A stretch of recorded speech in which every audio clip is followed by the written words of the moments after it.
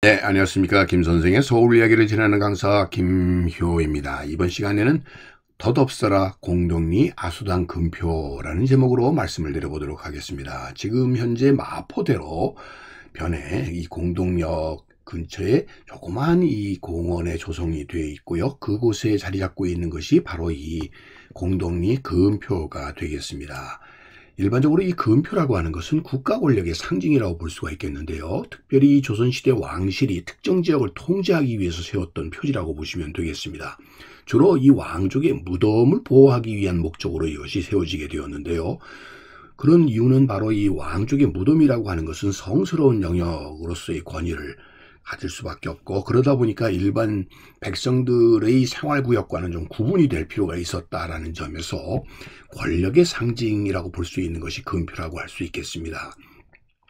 1765년에 만들어진 이 사산 금표들을 보게 되면 한양 도성과 그 주변 성저 심리 지역에 소위 여격들을 이렇게 표시를 해놓고 있는데요. 이는 이 시기에 도성 안의 인구가 급속도로 팽창을 하게 되면서 무분별한 소나무 벌채가 이루어지고 또 이 묘자리 확대가 이루어지게 되는 상황 속에서 이러한 무분별한 개발들을 막기 위해서 소위 금표를 설치했었다는 것을 이 그림을 통해서, 지도를 통해서도 우리가 확인을 해볼 수가 있겠습니다. 지금 현재는 완전히 아파트와 오피스 빌딩으로 둘러싸여 있는 이 공덕동, 마포구 공덕동의 이 공동역 3번 출구 가까이에 조그만 공원이 자리 잡고 있고, 그 자리에 지금 세워져 있는 것이 바로 이 금표가 되겠습니다.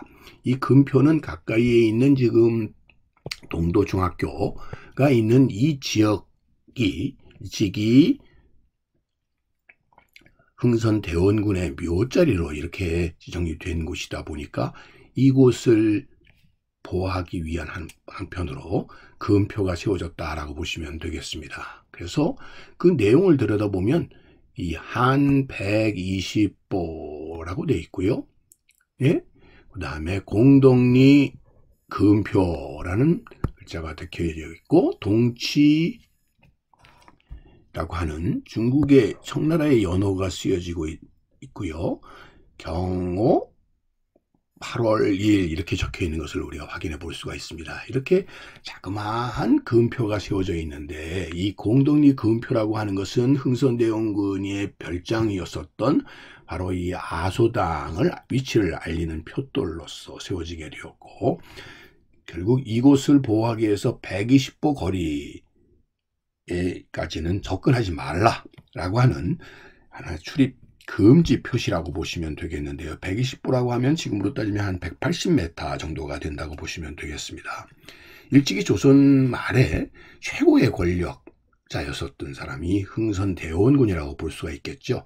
자기의 아들 고종을 왕위에 올리고 살아있는 대원군으로서 권력의 중심을 이루었었던, 그런 의미에서 인생의 어떤 드라마틱한 모습을 보여주고 있는 극적인 인물이 바로 흥선대원이기도 하고요.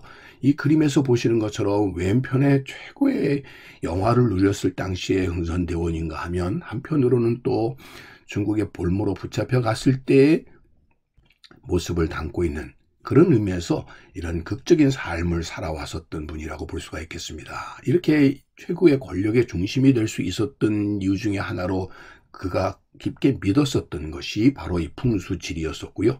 그래서 자기 아버지의 묘를, 이 남영군 묘를 가야산자락에 이렇게 세우게 되고, 그곳에 있었던 가야사라고 하는 절을 불태워버리고 이곳에 묘자리를 썼고, 그렇게 집착스럽게 썼던 이유 중에 하나가 후손 중에 2대에 걸쳐서 제왕이 나온다는 말을 믿었었던 것이죠.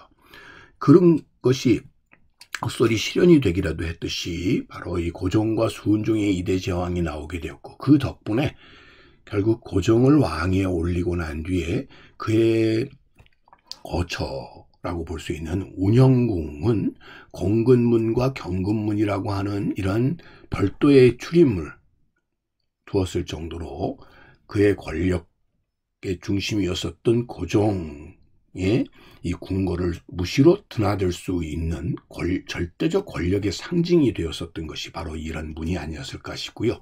바로 그것이 운영궁이라고 볼 수가 있겠습니다. 그러다 보니까 그에 거쳐 운영궁뿐만 아니라 별장들도 갖게 되느니 대표적인 게 바로 이 석파산장 같은 경우가 되겠죠. 이것과 별도로 그 또한 이러한 권력이 영원하기를 바라는 마음에 생전에 미리 묘자리를 잡아놓게 되었으니 그 묘자리가 바로 이 아소정이라고 보시면 되겠습니다. 그래서 묘자리 옆에 별장을 짓게 되니 이 아은하컨의 집이 바로 아소당이 되겠고요.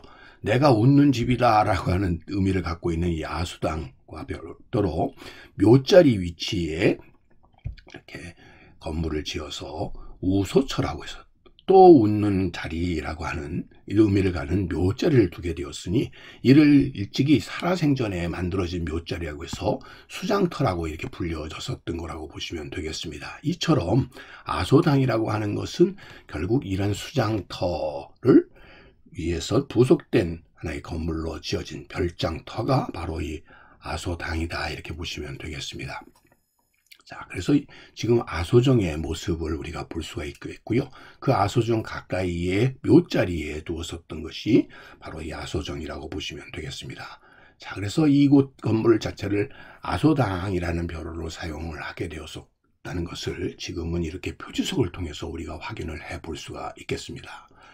자, 그런데 문제는 뭐냐 하면 이 아소당 자리라고 하는 것 자체가 예로부터 중요한 명당 자리에 속해 있었다라는 점이 되겠습니다. 그러나 지금 이렇게 많은 개발이 이루어진 곳에 위치하고 있다 보니까 지금 마포하게 되면 우리가 느끼는 것처럼 대단한 조선 후기의 상업의 거점이 되기도 했었고 마을이 특히 번성을 했었던 그런 번잡한 곳에 이런 묘자리를 잡게 되었었던 이유는 바로 이것 자체가 대단한 명당자리라고 여겨졌기 때문이라고 보시면 되겠습니다. 여러분들이 겸재정선의 그림을 통해서도 우리가 확인해 볼 수 있는 것처럼 강 건너 궁산에서 바라다 보이는 서울 쪽에 보이는 이 봉화가 있는 산이 바로 이 안산이 되겠습니다. 그래서 이 안산에서부터 발원을 한 산자락들이 한강변을 쭉 깔쳐 있는 것을 그의 그림을 통해서 확인해 볼 수가 있는데요. 바로 이 산자락들이 마지로 남쪽에는 강을 꾸기고 있는 조의 명당터에 해당이 됐다고 보시면 되겠습니다. 자, 그래서 무악산이라고도 불렸었던 이 안산 자락에서부터 흘러내려왔던 것이 첫 번째가 용산이고요. 또 가지쳐서 내려오는 곳이 노고산이 있고요. 또 와우산 자락도 이루어지고 성산 자락들도 이렇게 이루어졌다고 보시면 되겠습니다. 자, 이런 산자락들이 쭉 유지되어 내려오는 곳 중에 노고산 자락에서 가지쳐 나가는 쌍용산, 이렇게 두 산 사이에 자리 잡고 있는 이 자리가 바로 이 아소정이 있는 위치라고 보시면 되겠고요. 그러다 보니까 남쪽으로 한강을 끼고 있는 이 자체가 최고의 명당터라고 하는 생각을 가지게 되었었다고 보시면 되겠습니다. 자, 그런 의미에서 노고산과 쌍용산 사이에 바로 이 자리라고 보시면 되겠고요. 그런 믿음 속에서 지금 이중궁 별저라고 되어 있는 이 자리가 아소당 자리로서 터를 잡게 되어서 일찍부터 이곳을 묘자리로 선점했었던 것이 흥선대원군의 마음이었었다라고 보시면 되겠습니다. 지금 사진 속에서 보시는 것처럼 아소당과 흥선대원군의 묘가 위치하고 있는 것을 우리가 이렇게 확인해 볼 수가 있겠습니다. 자, 그러나 이 자리도 생각외로 명당터가 되지 못했다고 볼 수 있는 것이 그의 아들과의 관계가 극히 나빠지게 되었고 나중에는 손자로 이준용으로 하여금 한마디로 정권 교체를 시도하려고 하기까지 하다 보니까 결국 끝내 그 아들은 1898년 그의 아버지가 공덕리에 묘를 쓰고 난 이후에도 한 번도 찾아뵙지 않는 상황이 되게 되었고요. 나중에 이터도 좋지 않다고 해서 천장을 해서 1908년에는 파주 쪽으로 옮겨갔지만 이곳에 또 군 부대가 들어서는 일이 벌어지면서 이것 때문에 결국은 남양주로 오늘날은 이장을 하게 되는 결과를 가져왔다라고 보시면 되겠습니다. 그래서 최고의 명당터로 이렇게 선점했었던 공덕리 묘소 자체도 결국 세워졌었던 금표도 의미 없는 일이 돼버리지 않았나 싶고요. 뿐만 아니라 그의 후손들도 번영을 누리기보다는 그의 묘자리들도 다 이렇게 정리가 되어서 집단화되었을 뿐만 아니라 그곳에 세워졌었던 신도비들도 다 결국은 서울역사박물관 앞마당의 전시물로 이렇게 전락해서 흥선대원의 조부였었던 은신군의 신도비라든지 아들 흥친왕의 신도비, 또 그가 그토록 총애했었던 손자 영성군의 신도비도 결국은 그 자리를 떠나서 서울역사박물관에 다 모이게 되었다라고 보시면 되겠습니다.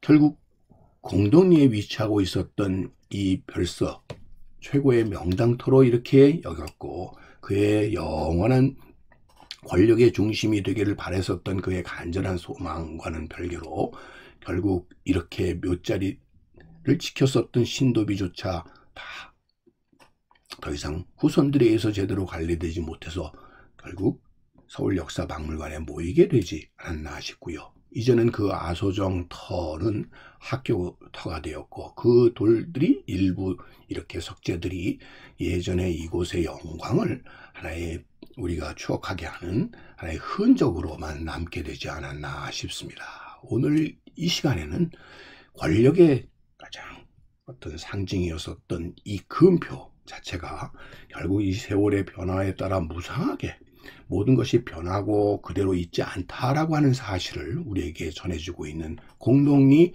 아소당 금표가 아닌가 싶습니다. 오늘 이 시간에는 덧없어라 공동리 아소당 금표라는 제목으로 말씀드렸습니다.